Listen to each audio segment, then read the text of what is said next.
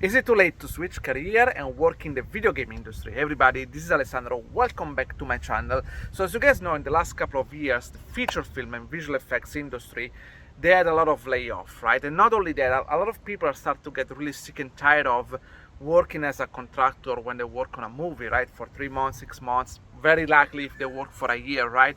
And they constantly need to looking for another job, look for a new company, changing cities, changing company, at some point started to become very, very stressful.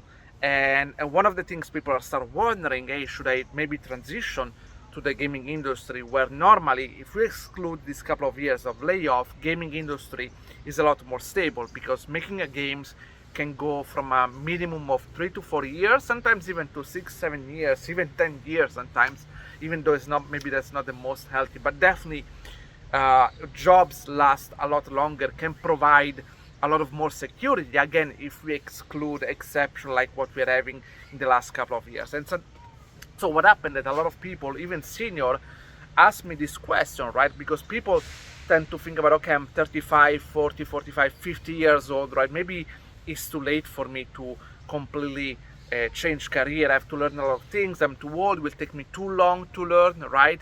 And so they kind of have the feeling that they want to give up, right? The ships has sailed for them. And so sometimes they approach me with this question, and I thought about it, why I'm not going to share this one with you, with the entire community, because maybe there are people are watching, they are in the same situation, and I feel like, I'm too old for this, right? And learning something completely new, I need to adapt on myself, it's going to take years of studying and stuff like that. And it's not worth it, or it's too late. They want to do it, but I think it's too late.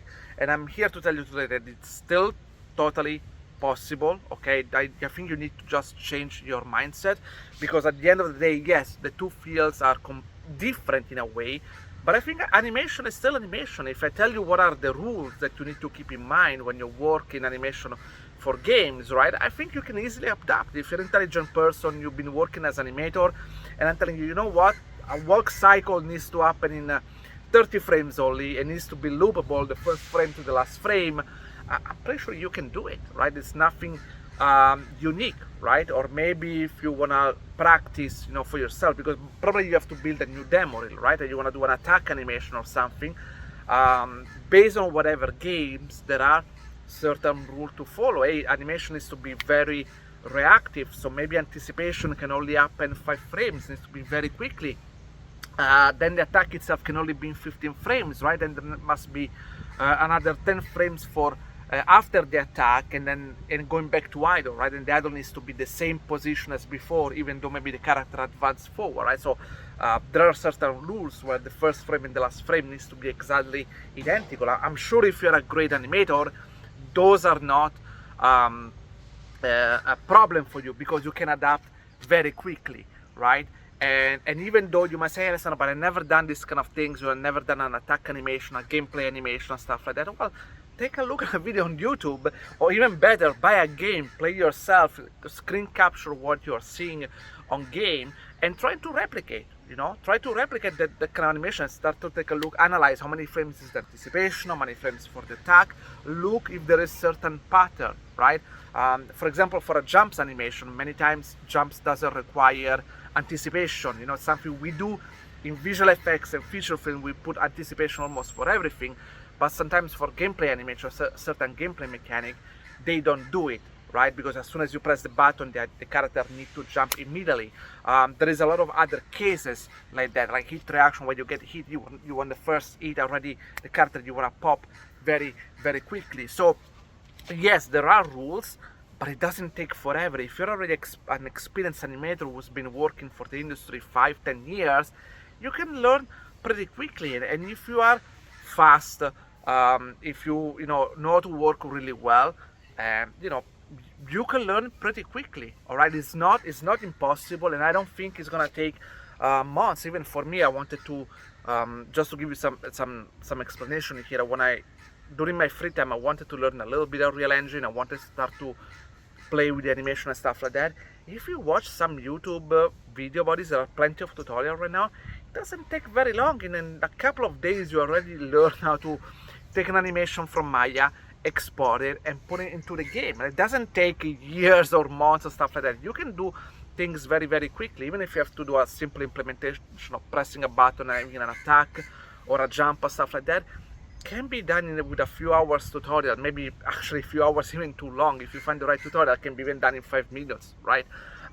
It's not impossible at all, and it's not even that difficult. And I think one of the things you can do is, once you work on the animation, is download a Unreal or Unity, whatever engine you want. Make sure there are good resources online, and put them yourself into the game. Put your own animation into the game and test them, right? Of course, it will help a lot more if you're already a gamer, so you play video games, you know what are mechanics or they are expected to work, if they need to be extremely reactive, or maybe you want to have a longer anticipation because the character is wielding a very big weapon or stuff like that, right?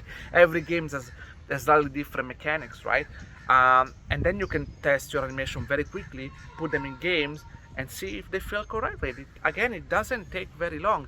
I do have the feeling that a lot of people have no idea about how this world works. They think it's completely different, right? And that's the amount of work they need to learn is too much, and they tend to give up.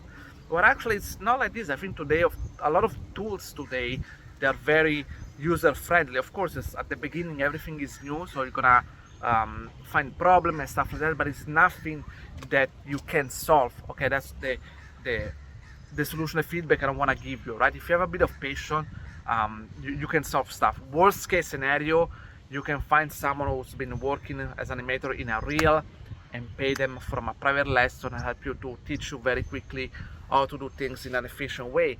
Of course, also another things in game you need to be a bit more mindful is, in gameplay, you can see the animation from every angle, so the animation needs to look good from every angle. Normally when you work in feature film or visual effects, your animation is locked to camera, you can cheat. Well, unless you're working in cinematic or a specific game that is locked on a 2D camera, you have to make sure your animation looks good from every angle. But again, I don't think this is out of the world difficulties that you can overcome, right? I'm pretty sure, again, if you're an experienced animator, you can easily overcome this problem. And then again, I think it's something a lot of people should consider, especially because I find myself in the same situation. As you probably guys know, I started my career basically as a gameplay animator. My first experience was a little bit traumatic, so after that I wanted to leave the gaming industry. I wanted to push my skill as animator, so I work on a TV series, almost TV feature, mixed between TV and feature film quality studio for 4 years. Then I wanted to work, which was quite stable, by the way, but then I wanted to work in feature film and visual effects. And because I was there 35, and I realized that nothing has changed from that industry, in the sense everybody was still working there for 3 months, 6 months. They still have their core team, and then when they needed to finish the movie, the last 6 months, basically they hire a lot of contractors to help them finish. And so you always have to look for another job and jump from company, city, country, and stuff like that.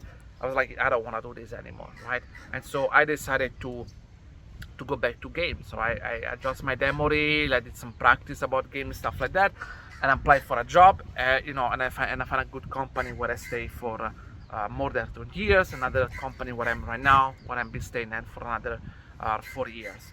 And then again, maybe you are in this situation, so I would suggest you don't give up about this. There is plenty of things that can be done. It's not that difficult. Again, also another things, a lot of people will say about the last couple of years, the gaming industry has been having a lot of layoff as well, blah blah blah. Again, guys, this is not the normality, it's an exception, right? In general, when things are normal, gaming industry still provide better stability than feature film and visual effects. Doesn't mean it's 100% safe. Nothing it is in the real world. There is nothing that is 100% safe unless you work for the government or stuff like that. All private sector, they always provide a certain level of uncertainty. But I think generally compared to feature film and visual effects, unless you're really part of the core team, video games can provide a lot more of stability. And so, this is an option I think you should keep in consideration. Again, if you have a particular situation, you need someone to help you, find someone who can give you guidance, talk or stuff like that, okay guys? But don't make the mistake of assuming it's too difficult, that assuming you are too old for this, and then you're gonna give up, and maybe you stay in a situation where you're not happy anymore. Because I wanted to work in feature film and visual effects, but when I realized the state of the industry, I said, this is not for me. I'm sorry. If other people can make it work, great. Not for me. Now when I'm 35 or stuff like that, when I was 35, now I'm a lot older. And I have to change. And I think people should do the same. If you're not happy about the situation around you, don't just stay there and passively receive all those things. You know, do something to change your life, to improve it, to make it better. Okay guys, hope you enjoyed this video, and see you next time. Ciao.